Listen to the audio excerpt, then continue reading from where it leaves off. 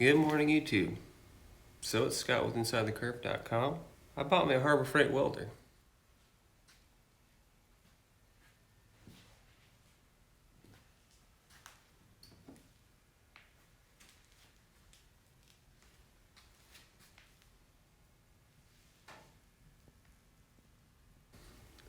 I really never thought in my life I'd purchase anything welding related from Harbor Freight after being in the aerospace industry for 10 years now.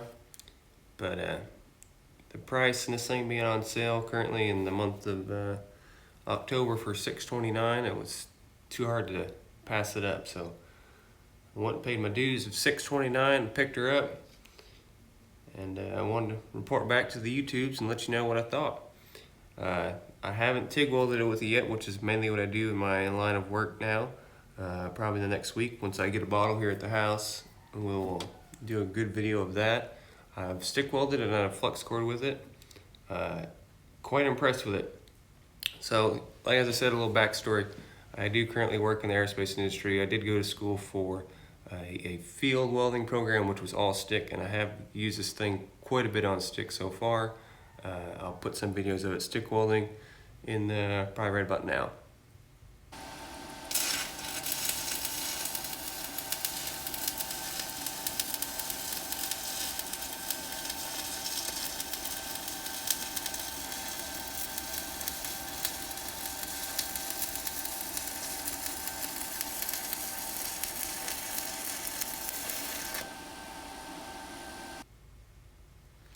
So as you can see, it stick welds good.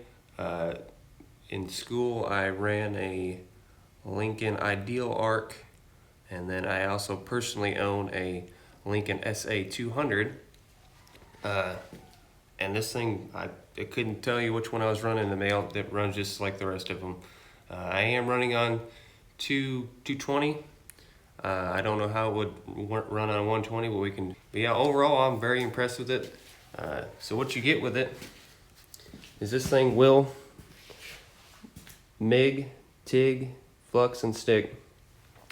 So the Mig Gun, it's a little bit smaller than your normal standard Mig Gun, but no complaints there. I do have a, over here, get my finger in the right place. Where are we at? Right there on that shelf, I have a Hobart 125 EZ, which is even smaller than this. That little welder pretty much kick-started my life in the welding field. I picked it up at a local farm store and was hooked with welding, and then went to welding school, and then somehow got into aerospace. So you get that. You get your stick lead over here, which this is probably the worst thing about this thing. This thing is a piece of junk. It doesn't really have enough clamping pressure, and the grooves aren't really that great inside an electrode holder. So this is going to come off.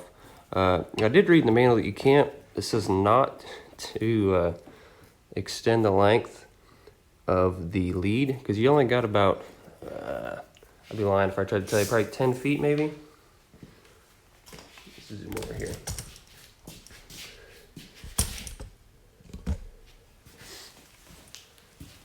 It's probably much easier to look it up on the internet, but we'll go ahead and measure her out for you.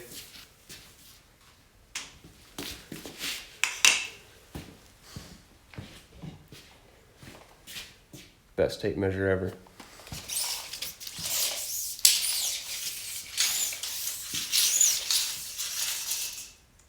Right on the money, 10 feet. So you do get a 10 feet width with that. As I said, I don't like the holder, but those are replaceable. And as I said in the manual, it says do not increase the length of the lead there. I don't know what's up with that, but we might just go ahead and do it anyways. And if it doesn't work, we'll take it back. So we also get this little cute adapter here.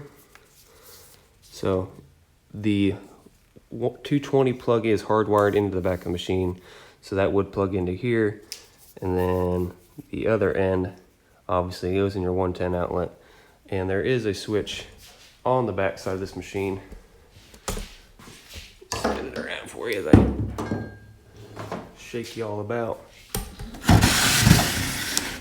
Right here. So this says 240, I keep saying 220, but I actually have 220 in the garage is what I'm calling that, but it goes up 240 volts. This depends where you're located. So you got that switch there. I do not know what happens if you have it on 120 and plug it into 240, and I'm not going to find out for you, but you can try that if you're willing to take the risk. So you have your gas input there, of course, on and off. You got your chart here of your amperages for your different voltages, all that good stuff.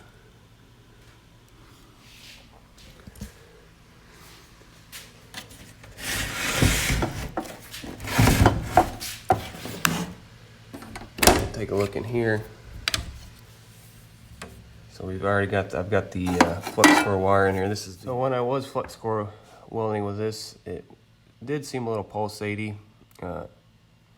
That could be from not having this tensioner knob set properly, or this is also Harbor Freight wire, which I would probably recommend. Well, we'll know more down the road, but I'd probably get a more name brand consumable filler material, but that's just my opinion.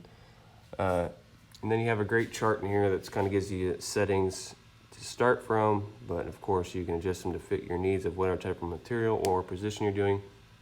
It goes in pretty good detail.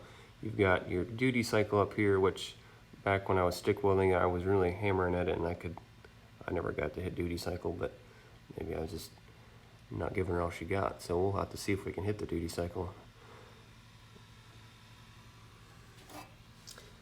So that's that. I did not show you the TIG torch yet. Let me grab that. So here in the TIG torch box, what you get is, you get some cups there. You get a 6, a 5, and a 4. Back cap there, a couple collets. I don't know what size collets these are.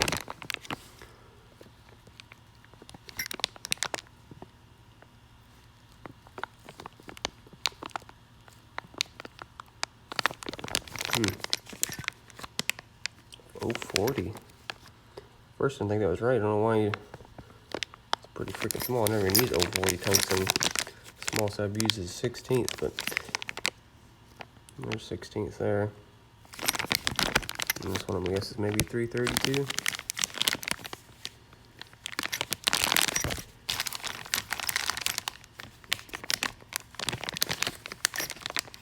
Yep, 332. And then you get this back cap there. So you get a button and an extended one. No gas lines, which I'd kind of recommend running gas lines. I normally run, but just my preference. This torch here doesn't seem all that bad. I do have a flexible torch head right there that I might see if I can get on here, just because, of course, more flexibility is better to get in those tight areas for clearance issues. But I think what we're going to be doing here in the shop ain't going to really matter. So, decent torch. Not really sure on the length here of this, but I'll post it probably right now on the on screen, so check that out. But yeah, so I'm gonna get a gas bottle this week, and we're gonna give this TIG setup a shot. So the other welder I was going between was the ESAB Rebel. Obviously, I don't know how many times more expensive that is. Was it like 5 times the price? Because I wanted the one with the high frequency to be able to do aluminum, but I didn't need it right now, and how often I'd probably be welding aluminum wasn't very often, but I just wanted to have it to be like content around. But this will get us going. So let me go ahead and get this thing some power, and let's play around with this little bit of the menus here and see what we got. So I just used this adapter for the first time because I plugged it into 110, simply because my 220 is over here and there's not good lighting. So, and no, I do not weld on the MDF. I have a weld table over there that's an aluminum. So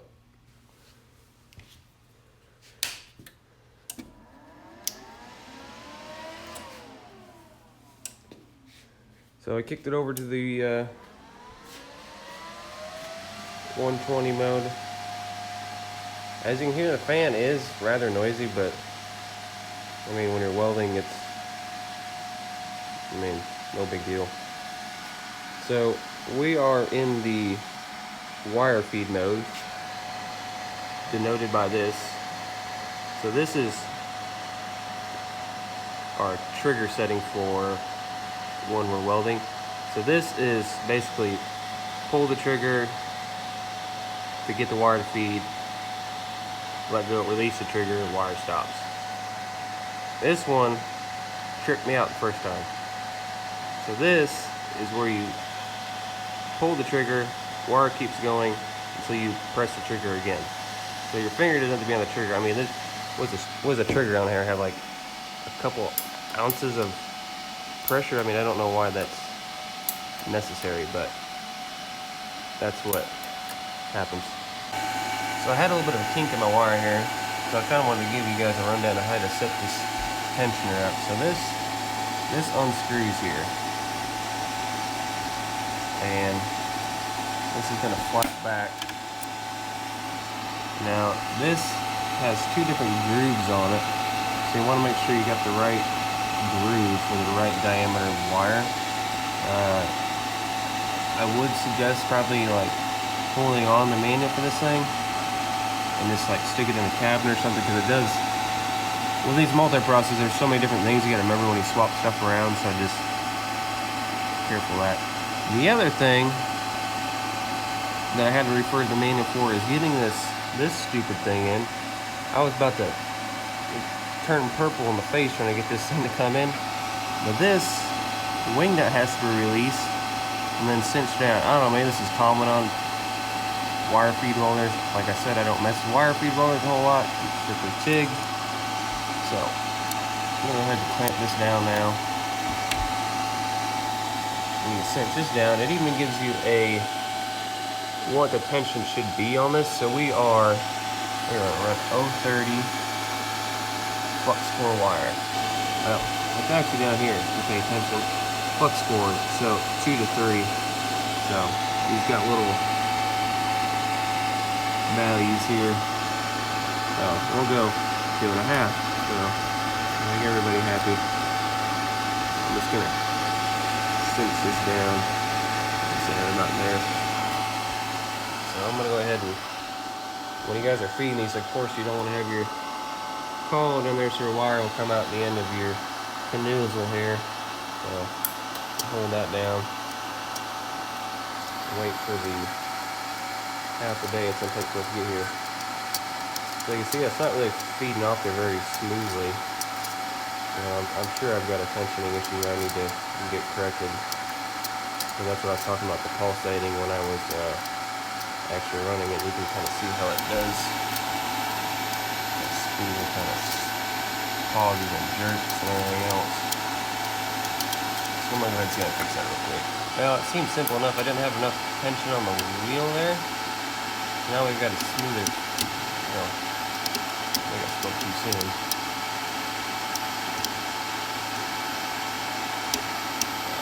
Got wire coming out. I need to pay attention to what I got going on here. And like I said, I don't know how much this comes from the brand of wire.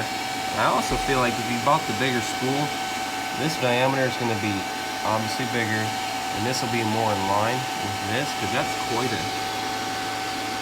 drop. So if your spool is down here, you got more of an inline shot with your drive wheel. I'm not an engineer, but I'm not attempting to play one, just my thoughts. And also, you didn't notice this, you got a MIG. You can also run the spool gun, so make sure you got that on your MIG and flux if that's what you got going on. So now we can go ahead and slide our cap on here. Use this kind of twist on there. Get all the way seated back. It doesn't really cinch down, it just kind of stops. So there you got it. Got the wire through, and of course we go ahead and snip this little excess off to get started welding when we're ready. like so. So that's how you set that up. Pretty straightforward. So back to the machine here. We can also switch this to our stick mode there. We got an in-between setting for our TIG, stick,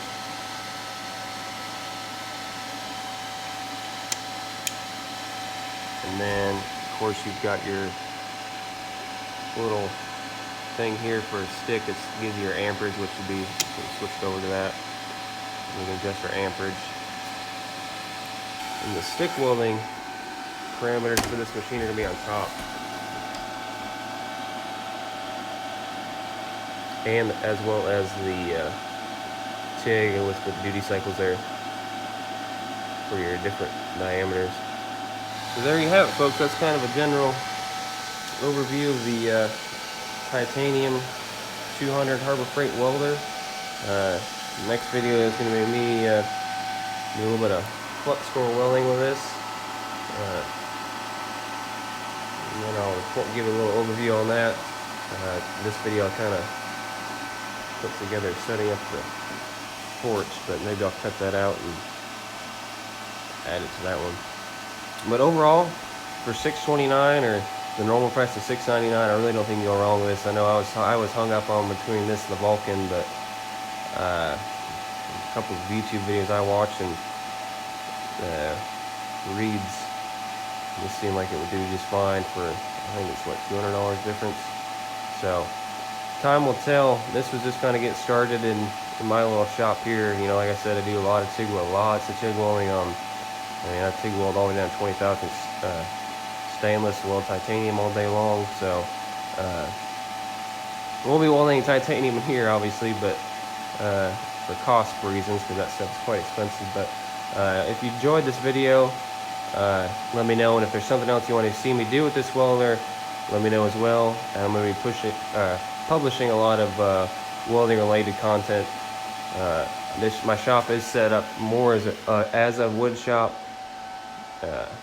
but I'm going to be kind of blending metalworking and woodworking in projects over the next however long you guys continue to watch and put up with my shaky camera and the bad audio videos.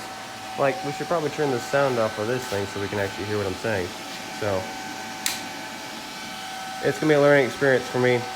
So if you enjoyed it, thumbs up, and be sure to subscribe.